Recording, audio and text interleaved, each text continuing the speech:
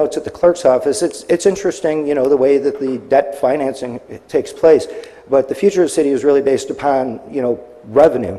But at the end of that day three, it's still up to the council to oversee the funds of the taxpayers. The nice thing about Monday is that with the commissions, these are the appointed people. These are the, you know, the appointed people by the mayor or by the council.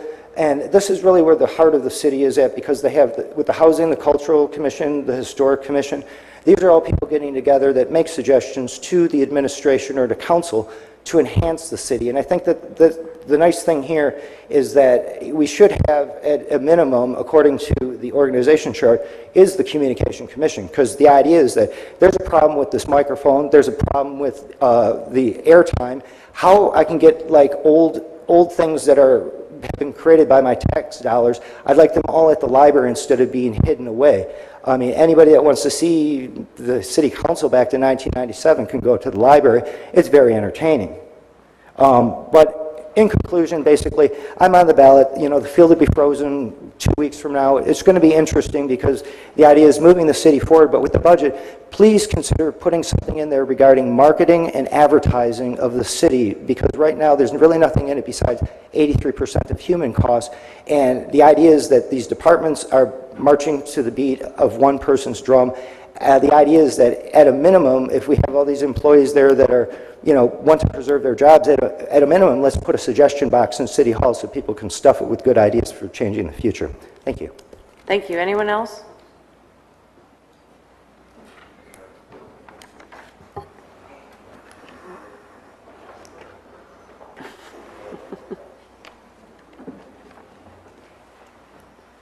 Good evening. Good evening. You have to excuse me, I have a cold. Lynn Martin, I'm a longtime city resident and I'm a city employee. And I hear a lot of talk about cutting the workers, and I don't hear anybody complaining about what it costs to have a prisoner. If I was a bad person and I went to prison, I could get a college education for free.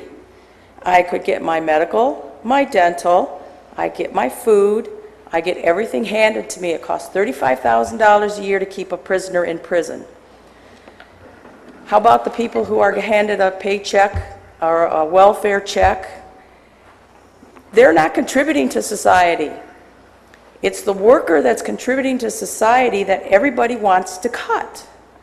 We're out there working, we're doing a good job, and everybody says, okay, you need to cut. I think it's ridiculous that it's the federal government who took a lot of the private sector jobs and made it beneficial to send them overseas. That's why the public sector is hurting. I don't hear people crying about the fact that our federal government is giving raises to all their staff members. They can't give a cost of living raise to the people on Social Security. If they were in Social Security, it would be fixed. If they were on Medicare, it would be fixed. Why do they have themselves set aside to get raises and benefits? And it's the worker down here in the bottom in the trenches that everybody wants to cut. I don't understand this world. You know, it's the workers that are out there doing the work, and it's the leaders in Washington and the state who want to cut them, but not themselves. And a lot of the seniors, they did get worked all the years and got their benefits and their Social Security and their retirements, and now they want to cut everybody else. I don't think it's fair, I don't think it's right, but I've been told the only fair in this world is at 8 Mile and Woodward, and they shut it. They cut the funding for it. So I think we need to look at other solutions besides the worker. I think we need to look at our leaders to why. I happen to have been in Saudi Arabia in the early 80s, and I know for a fact in their prisons, you got a mat on the floor, and that was it. If your company didn't feed you or your friends didn't bring you food, you didn't get food. You didn't get a gym. You didn't get cable. You didn't get internet. You didn't get free medical. You didn't get free a college education. When the people out here can't afford a college education, but if you go to prison, you've done something bad, and you benefit from it. But yet they say it's us workers that need to cut everything. Thank you. Thank you. Anyone else? Oh. Good evening. How you doing? Todd Lovis, Warren resident. I like to think of myself as a special kind of stupid. I don't believe that our government can go on the way it has been working up till now.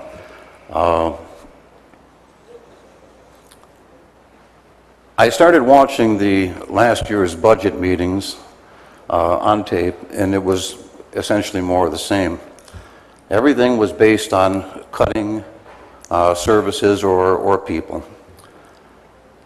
The Warren unions have taken the hit in their negotiations.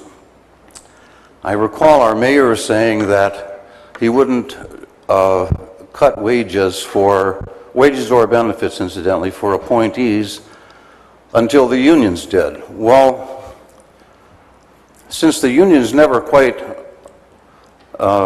settle their contract at the same time, it's kind of a political cop-out. I think I've seen enough financial irresponsibility in Warren to last a lifetime.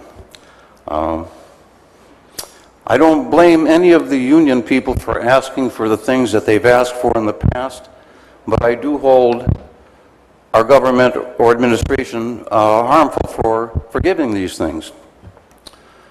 We have policemen, I believe this to be true. If I'm wrong, I'll stand corrected. Firemen get shift differential when they work 24-hour shifts.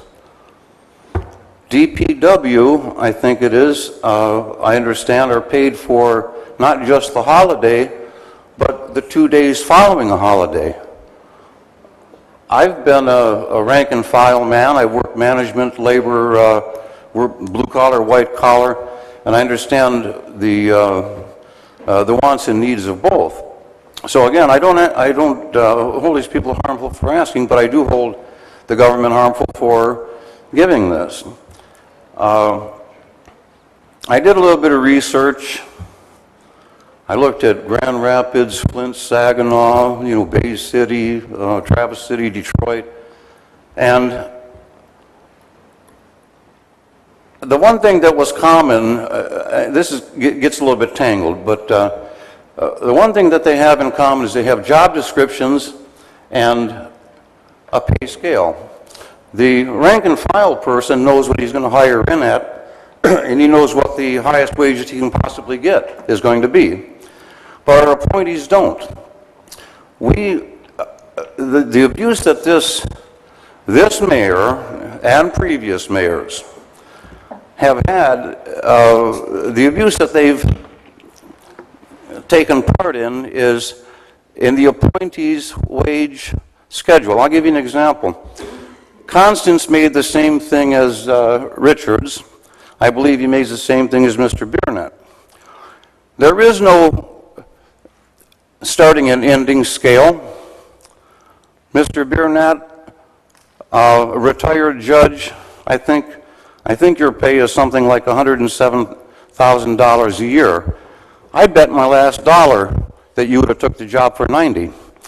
Well, when we talk about responsibility, we have the abuse that goes on in our government is we make transfers from one classification to another based on the pay scale of the vacancy. In other words, one person might have been working as an inspector for, just using these examples, for 30 years, and the dog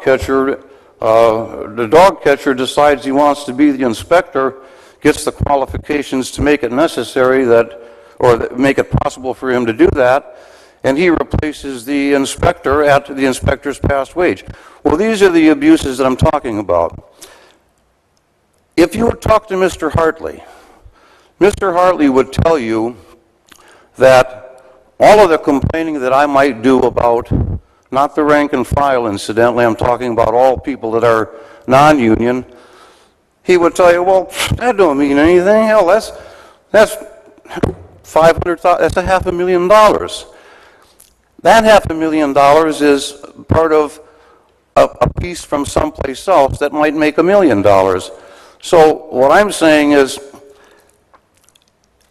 if this council holds this mayor's face to the fire and doesn't let, I don't mean bluff, but holds his face to the fire, he does everything, and when I say everything, I mean everything that can be done to balance this budget before raising taxes.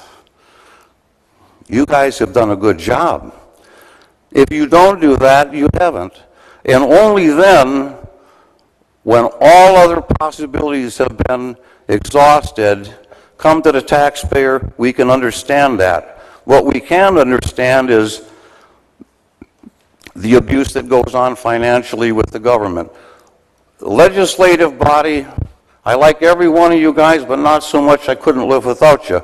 No disrespect, Mr. List, I don't mean it disrespectfully. I really, really don't. I say when you guys are busy criminalizing snow removal, that's the sort of stuff that you do. Bickering about the $50 that Donna Colmartin's being paid, that's fine, okay. It's 50, but I forget who said it. Look at the bigger picture. We waste more money in this city than I just don't understand. I just don't understand it. I think that everything that needs to be done needs to be done. I don't know how to balance this budget, but I do know this. Unless you exhaust all of the possibilities, and not just on the backs of the unions, exhaust all those possibilities, you're not going to get any approval from these guys, you know. That concludes what I have to say. Thank you. Any final comments? All right, with that, we'll close the public hearing. We have a comfort break. Yes, there's been a request for a recess. Council will go into recess at this time.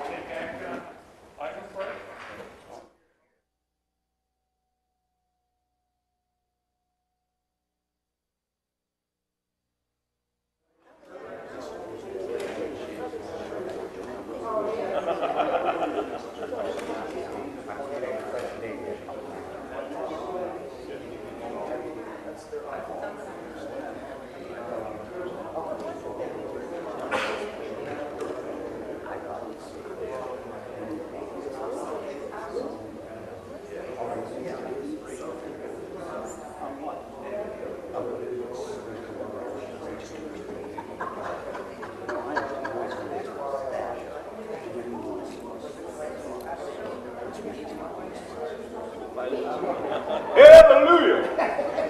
I say the best for last. You know, don't let your heart be troubled.